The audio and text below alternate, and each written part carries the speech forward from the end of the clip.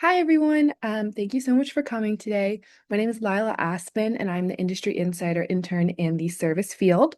So I focus on law, nonprofit, social justice, and government. It's a really exciting time to be applying to stuff in this industry, and so I'm super excited to help you guys out any way that I can. For those of you who are not familiar with the Industry Insider program, there are three interns. We each work in a different field. So I work in service, as I said, and then one of our amazing interns, McCarthy, works in health and creative fields. And then another one of our interns, Holly, works more in the business field. Um,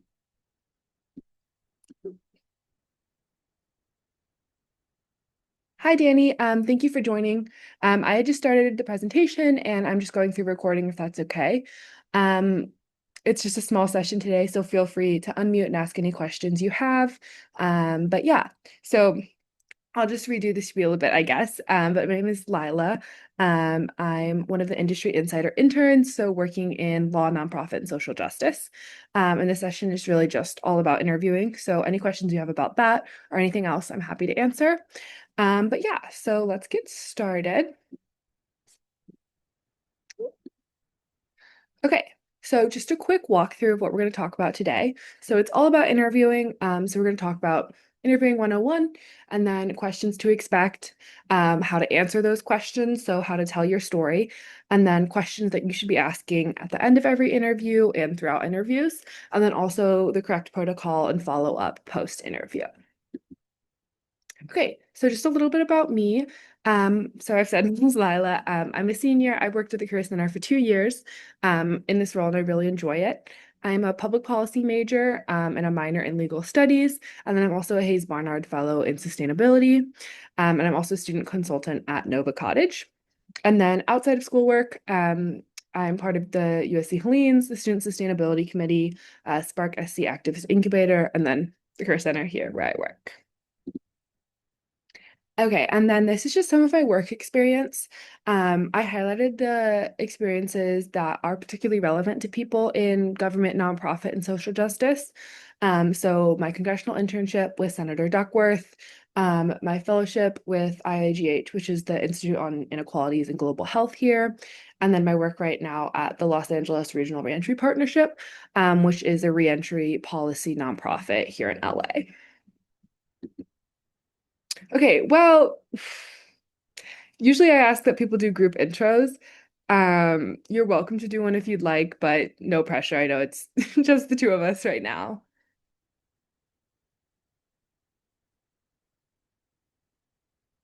No, you're fine. You can continue. Okay. Sorry, I know this is kind of an awkward format. But yeah, feel free to ask questions if you have any. Okay, so this is the first thing that I like to go over. This is made by the Career Center, but it's the internship timeline for summer internships. So a really common thing that we hear in these kinds of sessions is that a lot of your friends who may be in the business fields, the engineering fields, already have their summer internships set up. And for those of us in, nonprofits and social justice and government, that doesn't start until much, much later. And so the Career Center likes to put this together to show that like early March, you are where you should be. You're applying to things, you're interviewing, so you're right on track for everything. And then just the bottom line that I like to go over before we start the content.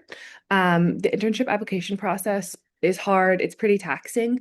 You're going to need to apply to a lot of different internships in order just to secure one. And there's tons of possibilities and there's a lot of things that you have to do. So it often becomes super overwhelming. Totally understand that. I've went through this process before. Classes, jobs, clubs, while also applying for internships is super stressful and burdensome. And so the real goal of these sessions is to make the process less overwhelming and to give you the resources that USC has to make that as easy of a process as possible. Okay, so this session is all about interviewing, as I've said. And so the point of it is after you already have an interview, so you've done all the hard parts of applying, now you have an interview. Now what do you do? So 50% of the interview is in the prep of the interview. The other 50% is demonstrating during it that you're knowledgeable, qualified, passionate, and a good fit for the role. So for interview prep, that's really what we're going to be talking about now. One of the most important things is knowing who your interview might be, because that helps alleviate a lot of nerves and can help you prepare for the interview that you're in. So there's a couple of options for who your interviewer might be. And it's also important to know that you might not be able to figure that out. They might not tell you, and then that's just something that you prepare for in a different way.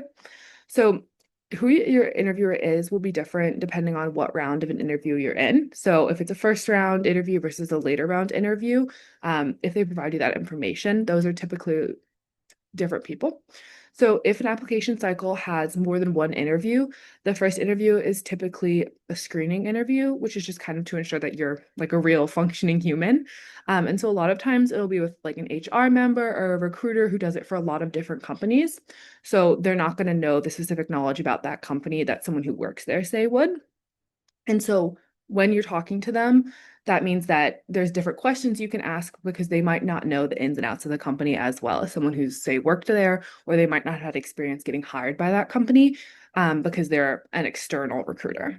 But that's not always the case. But typically with first round interviews in a cycle with multiple, that will be the first one. Or there'll be a virtual screening interview, which is, they have a lot of AI video interviews now. That is very common for first round. So a typical cycle is a first one with a recruiter, second one with a team member, and then your third interview would be like with a team leader, or it would be some sort of panel interview. Okay. And then regardless of whichever round you're in or whoever your interviewer is, you should always be able to answer the following questions. So tell me about yourself, why you, why this company organization, why this role, and then you should always have a personal growth or example of like a positive past work experience in your back pocket. So these are kind of the main questions that like you will be asked arguably in any interview. And so now we're just going to go through those questions and kind of go through how to answer them. So typically, not all of these questions will be asked that flat out. So tell me about yourself can be asked in a couple of ways. So a big thing I've seen a lot of recruiters love is like, walk me through your resume, or like, I've seen your resume, have it in front of me. Can you tell me a little bit more about yourself? I'd like to learn about your journey, your background, anything like that. There's also frequently like, tell me something about yourself that's not on your resume. That's a pretty frequent one. And so all variations of that you should prepare for, but they're all really asking the same thing, which is tell me about yourself. And then for that question, this is typically the question I get most from students that they really don't like and they don't know how to answer. I think because it's so open-ended, folks have a really hard time with it. A lot of people have questions about how long you should talk for, what you should say, like have they read your resume? So it's you I would my recommendation is you should never assume that they've in depth read your resume. They might have skimmed through it, but I doubt that they've, looked and analyzed every bullet point. So you want to make sure you're still mentioning the key things that you have on your resume while also, talking about yourself like a human being. So the Career Center's recommendation is that you prepare an elevator style pitch, which is 1 to 2 minutes about yourself that you can tailor to every specific position you're applying to. So your spiel should be a little bit different depending on the company and the role and what you're looking to do there. So a couple of things that you want to do in the tell me about yourself part. So definitely want to mention your name, your year, major, minor, your area of academic interest, any recent experience you have, specifically like the role you're currently working in, and perhaps like your most recent role before that, if it's relevant. And then why you're interested and excited about this position and why you align with this internship and the company's values. And then I always like to end the tell me about yourself with like a quick thank you. I'm so excited to, learn more about this role and more about this company, etc. Okay, and then so a couple of things that you want to bring up. So who are you, field of study, year, significant project or roles, and then what you bring to the table. So you want to talk about experiences that are relevant. A lot of people will ask questions when they don't have necessarily job experience that is relevant to the role. And so in that case, I'd suggest bringing up volunteer work or other significant academic projects. And you really want to highlight what you learned at these experiences and be able to show that rather than just telling them over and over. And then why you want this role? Yeah, what are you looking at to get out of it? What makes you excited about it? What makes you a good fit? I think that when they're kind of aiming for that answer, you really want to make it not seem necessarily as transactional, like not like, I want to go to work, get a paycheck and leave. You want to talk about, not talking about it as a stepping stone for other roles, but talking about why you're genuinely interested in this role at this company at this time in your life. Okay, so this is a sample elevator pitch. Obviously not something you need to follow to a T or anything like that. But this is just one I have written out. I had it written out last semester actually. But as you can see, I just go through the key points that we had talked about. So I'm a senior at USC, majoring in public policy, minors in legal studies and criminology and forensics. And then I'm passionate about advancing social justice through policy, especially where it interacts with public health. So if I was interviewing for a public health centric role or a social justice policy role, that is like what my key hook would be. And then I'm currently a policy intern at LARP, where I do X, Y, and Z. And then, I'm contributing to these research projects, etc. And then previously, I served as a fellow. This is what I did there. This is what I learned there. And then, final sentence, just wrapping it up. I'm really drawn to this position because of so and so reasons. I see this opportunity as a meaningful way to continue growing in whatever way. And then I'm so grateful for your time today, and I'm looking forward to discussing this position. So that's kind of a sample what anyone, if they ask, tell me about yourself, that's what your elevator pitch should look like. And obviously it can look different for different people and different roles with different experiences. But that's kind of a rough draft. Okay. Um, I don't necessarily feel like we need to do this right now, but I would say just think about this internally. Um, and yeah, make sure you're practicing this before, you're saying an interview for the first time. It's one of those things where you don't have to have it perfect and you can definitely riff off of it. But you want to have a practiced answer so you're not just, rambling and talking over yourself and you don't really know when to stop, I guess. And yes, yeah, I can send you the PowerPoint and I can also send you the recording for anyone who's interested. I have my email at the end of the presentation and I'll just put it in the chat right now. But if you have to drop off at any time, I'm happy to send you any information. Okay, yeah. So practice this before an interview. It's important to have a good answer, but it's one of those things where you don't want it to be too rehearsed as well. So, practice to a point, I guess, is the advice I would give. Okay. So back to the other questions. Of the like regardless of the round, things you'll have to answer. Why you? It's a very common question. I feel like this is one where they really don't say why you necessarily. But it's more like why are you a good fit for this role? How do your past experiences relate to this role? What makes you qualified for this role is kind of the ways that you'll see that question be asked. And then for the why this company or this organization, it's usually why do you want to work at this company? What do you know about this company that makes you excited? Is there something about what this company is currently doing that resonates with you?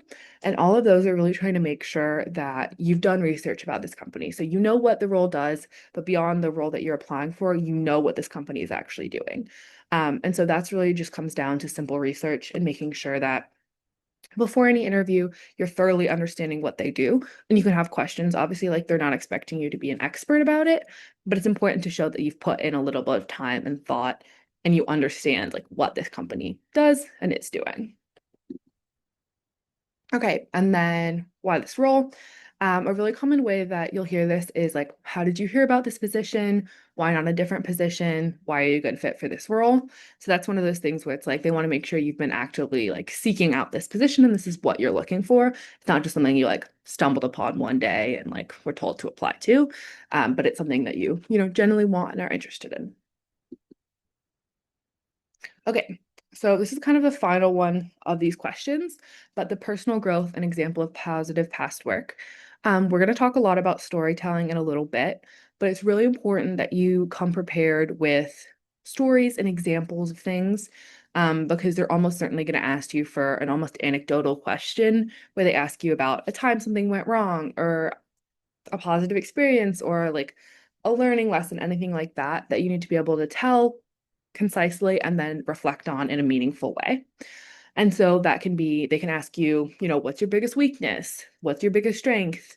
Tell me about a time you led a project. Tell me about a project you contributed to. Tell me about a time you were a leader. What is your work style? Anything like that are all leading to very anecdotal answers. And so you want to be prepared with a couple examples of a project you worked on in school, a presentation you gave at an internship, anything like that. But just so you're not put completely on the spot and totally like blanking on things, because that can totally happen. Sorry, I'm out of breath. Um, okay, so now that we've covered what all of the questions, these are the baseline questions, but these are questions you will get asked. Talking about how to answer them is really important. So before an interview, you want to make sure that you've reviewed the job description well and you've reviewed it right before the interview. And it's most important to review the qualifications and tasks that you would complete as an intern, because those are going to be the things they're looking to see if you can do, and looking to see if like, are those things they're going to have to train you to do, or the skills and talents that you already have. So based on those qualifications and tasks, you want to be able to highlight them in the interview, because they've already expressed that that's what they want from you. And so that's a really important thing, to just kind of make yourself seem like a natural fit. And even if they in the job descriptions are using like wording you wouldn't normally use, you can switch your wording to that to make sure you really seem aligned with the position. And then further than just the job description, a lot of jobs will also have tabs on like their company website about the hiring process or what they look for in an applicant. And so you want to just make sure you're reading that information. It's usually pretty easy to find if it's on there, but it helps to know kind of exactly what they're looking for beyond just that specific job description, but in terms of like, company culture and stuff like that. Okay, so this is kind of an example of that, but this is an example of like a what you'll do section on a job posting. And so it talks about like creating fact sheets and infographics, tracking news and literature and trends and etc. And so if they ask, tell me about a project you've worked on, given this like what you'll do section, you want to be able to highlight things that are applicable to that. So you might want to talk about, rather than just talking about, a time you worked on a project, maybe you want to talk about a time in an internship where you created a fact sheet or an infographic, or you tracked policies, news, literature, trends, or a time you did that in class, just because that automatically has a stronger association to the position than if you're just telling, a random story about a time you worked on a class project. And so that parallel will be really strong, and it will help give kind of more validity to your answers. That being said, if you don't feel like you necessarily have that experience, that's totally okay. And you just want to use the strongest story that you have. And so that's why it's good to think about a couple of examples of really meaningful, projects, presentations, things that you've worked on. So you have them in case you don't have anything exactly lined up to like what the question is leading you to answer. If that makes sense. And then feel free to stop me if you have questions at any time. Sorry, I'm just talking through. Um, okay, so the common theme in how to answer these questions is that you want to make sure that you're telling a story. So this is a really common acronym used, I guess, STAR, but this is how you should be telling your answers to questions. So obviously, the prepare part is you're doing that before the interview. But whenever anyone asks you a question, if you don't immediately have an answer, you're well within your rights to be like, wow, that's a really great question. Could you give me a moment to think about it? Rather than just immediately saying the first thing that comes to your mind, because that can give you a little bit of time to settle, think about it, and come up with, maybe a more nuanced answer. So for STAR, the way that it works is that it's having basically one or two sentences for each of these different things. So first, the S is situation. So you want to provide context and background on the situation. So say if you're talking about a presentation you did in a class, you want to say, last semester when I was taking um, a public policy and government class, we had to do, a group project on abortion policy in Louisiana. That's a situation. You're telling it in one quick condensed sentence. You don't need to be like explaining who the professor is and your group members. You just want to quickly explain the situation. And then what you want to be the most focused on is the action and results part of it. So S&T can typically go by a little quicker, and then you want to make sure the action is really the beef of the story. So then task, you're describing what you're doing. So we're focusing on abortion policy in Louisiana, but this is kind of where you set up like whatever the difficulty or struggle or kind of like, I guess, like tension in the story is. And you could say like, at the time we were working on the presentation, abortion policy in Louisiana kept changing due to different federal mandates and regulations and restrictions. And so we were having a really hard time being able to create a concise presentation because so many different things were happening in the political landscape at that time. And then A stands for action. So you're explaining what you did and how you either solved the problem or how you stepped up as a leader, anything like that, just depending on whatever the question they asked is. And so in that case, you could be like, in order to address this, we created, a legislation tracking guide or legislation tracking like spreadsheet to make sure that we were updated on everything that was happening. And to ensure that our answers were correctly informed by like the current political landscape. And then results, sort of obvious, but I think a lot of people forget to mention the results when they're telling these kinds of stories. They just kind of say what happened. But it's really important to kind of wrap up a story in a neat little bow and be like, because of that, our teacher really commended us for making the policy tracking tool. She said it was a really great idea, and that we had one of the hardest, states to do and landscapes to do at the time because of the ever-changing policies. And in the end, we were able to give a really successful presentation. So even just a short thing that like announcing it went well, is a good way to kind of like wrap up any kind of story like that. Okay, so these are just kind of in writing what I just said. But yeah, situation, setting the stage for a story, sharing context, 2 or 3 important details about the experience, and that should be the least amount of time. And then task is, your responsibility or your role. So if you're a student in it, like what the task was. And then yeah, so similar situation, it requires a minimal amount of time. Oh, sorry. And then action and result. So action is, as I said, kind of the biggest chunk. You want to explain the actions you took to handle the situation, overcome the challenge, and then identify and discuss a few of the most important and impactful steps you took. And then one of those things is that in these, you want to avoid, even if it is a group project, you want to avoid it being a we statement, and instead you want to use an I statement to highlight your particular contributions. Because the interviewer doesn't really care what your classmate did or what, your professor did or anything like that. It's really up to what you did. And so you really want to focus in depth on your actions in that, rather than making it be like, oh, we worked together kind of situation. And then results, what was outcome? 2 or 3. I honestly think 3 is maybe too many. I would say 1 or 2. How you grew, why you're a strong employee because of it. And then, if you have them, quantitative like results from your effort. Um, that's not always possible. I think a lot of times in like writing analytical presentations, that's not really possible. If it's something more specific where you're talking about like increasing engagement or how many people, saw a post or a video or anything like that, then I would definitely say to use data and use quantitative stats. But if not, I would just make sure to wrap it up and say either what happened to you, what you learned from it, or what happened at the end of the project. Okay, so that's the section on questions that you're going to get asked in an interview. Now we're going to move on to what you should be doing, which is asking questions. So for any interview, while you're doing the prep, while you're reading the job description, while you're learning about the company, you want to prepare at least 3 questions to have in your back pocket because an interviewer will always ask if you have any questions at the end of the interview. So if you have questions that came up during the interview, perfect, ask that. That's more timely and relevant. But if not, it's good that you have questions prepared because that shows, that you care about the role, that you're truly interested in it, and you're not just kind of skating by. You never want to say, no, I don't have any questions, thanks, and be done. Like you want to continue that conversation and invite new information to be shared, both about you and about the role and the recruiter.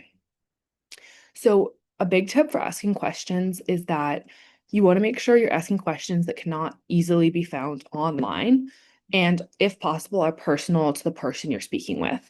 So what I mean by that is you don't want to ask where are the offices for your company or like how many people work on your team. Like those are questions that you can Google and figure out.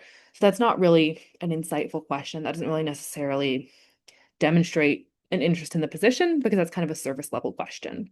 So now we're just going to go through a couple of examples of what good questions to ask at the end of interviews are. So what are the current goals that the company is focused on? And then how does whatever position that, you would potentially be working on support those goals? What are, the learning and professional development opportunities I would have in this role? That specifically, I think, is a really great question to ask for any kind of internship or anything like that. Um, Less so, I think, for full-time positions, but still an important question because you want to make sure that there is professional development. But that's really important for internships that are, supposed to be getting you prepared for career paths. Another good question is, what do you think are the most important qualities for someone to excel in this role? So yeah, that usually is looking for stuff beyond the job description. And so then for follow-up interviews, if you get one, you can make sure you're highlighting those qualities as well as the already stated qualities in the description. And then sometimes for more personal questions, if, your interviewer isn't an HR recruiter, if they actually work at the company, I like to ask, like, what do you like best about working at this company? Like, how's your experience been? Anything like that that can get them to sort of talk more about the company and their experience there, because that helps both you, build a connection with them. And it also helps you learn more about the company, which at the end of the day is sort of always the goal of a job interview, both for you to see if the company is a fit for you and for them to see if you're a fit for their company. So that's really helpful to kind of build that rapport between you and the interviewer. And then finally, this question is a personal favorite of mine. I actually got told by an interviewer post-interview once that this is one of the reasons they hired me. So take that with a grain of salt. I'm sure it's not the best question for everybody, but I personally really like it. But is there anything I said in this interview or anything in my resume that you want me to expand on? So a lot of times on interviews and cover letters, you can really only briefly mention some experiences, or maybe you misspoke about something in the interview and you just kind of mentioned it briefly, but weren't able to expand on it. And maybe they were interested in it. Maybe they had a question on it, but sometimes it's not necessarily standard protocol for them to be going like back and forth with you. They have a set number of questions they need to be asking and they want to get through all of them. And so this is a really good way to provide clarity on things that you've done. And also it gives you a chance to kind of talk about things that you're genuinely interested in, because they're not going to ask you like, what grade did you get on that project or something like that. They're going to be like, oh, you mentioned that you really enjoy like digital content design. Could you expand more on that? I'd love to hear about that. So something like that that just can get you talking more about yourself and can clear up any like misconceptions or anything like that. It's a really good question, I think, to have in your back pocket. And that's definitely the last question I would ask. That wouldn't be the first question I would ask. I would start with company specific or recruiter specific questions and then move on to that question at the end. Okay. And then this is kind of the last main thing, but after any interview you have, if it's, a formal interview, if it's an informational interview, you want to make sure you're following up within 24 hours. Following up post interview is definitely a best practice. It's something that you need to be doing for every interview. So you want to send a short, specific thank you note after every round of the interview to whoever your interviewer was. Um, it can be really easy. And it's really, I like to write it right after an interview, so it's fresh in my mind. And then I usually schedule send it an hour or two later just to, make them think about me again. A lot of times interviewers are interviewing people all day, and so it helps keep you fresh in their mind. And then with what to write, it's really just a thank you for taking the time to interview me. And then you want to include a very specific detail about something you talked about, to kind of flash their memory and remember your conversation. And so that's one of the things that really helps with asking questions, because that usually brings up answers on their end. And so you can be like, I really enjoyed talking about that project you were working on in X, Y, and Z field. I'd love to know more, etc. And then that really helps you stand out in their mind between which candidate you were, because, they see tons of candidates every day. And so that's one of those things that really helps you write a personal post-interview note, because you now know that information about them, if that makes sense. Okay. Sorry, I've just been talking this whole time. That is the end of the content section. Usually we do a bunch of practice stuff in there, but since we have such a small session today, we kind of skipped that. But yes, do you have any questions? And then also I'll end the recording since it's just us. But for the recording, if folks do have questions, this is my email. You're welcome to email me with anything. We'll have more sessions like these coming up. And then we'll also have coffee chats, which are a little bit more informal, but you can come and ask any questions you have. Yes, let me end the recording.